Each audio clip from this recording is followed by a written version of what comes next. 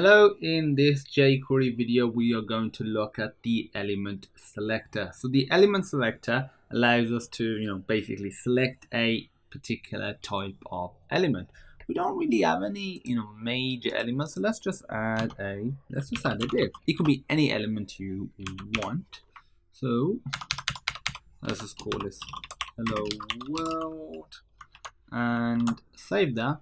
And now in our custom JavaScript file, to select something, you put dollar, open close brackets, then you put quotation marks, and then the element you're selecting. So just div, like so, and we're gonna, it's gonna do something simple. It's gonna do dot click. I'm gonna cover all of the different features that you can apply when selecting an element at a later date in a future video. So feel free to check them out. Okay, and the general format is this. So you are running a function, and this function will do something.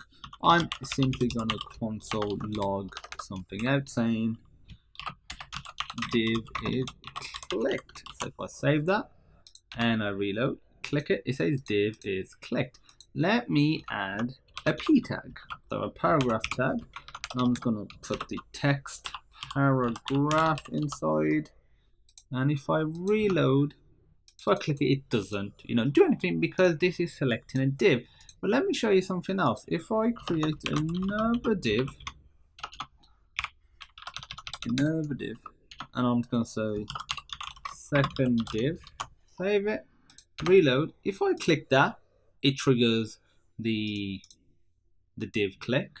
And if I click the first one, it triggers this click as well. It triggers this, piece of code. That's fine if you want all div elements to trigger the same sort of selector code. But if you don't, I'll recommend watching one of my future videos. In a few videos time, I'm going to show you how to select just individual elements so you can make sure the user is clicking the right one and will get the right response.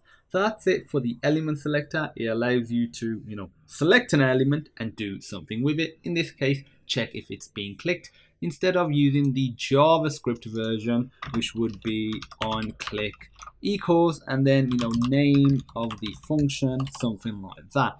This isn't as elegant, and this just keeps it in one separate file, and you can do a lot more code here, and you could do selectors within selectors, which I'll cover in a separate video.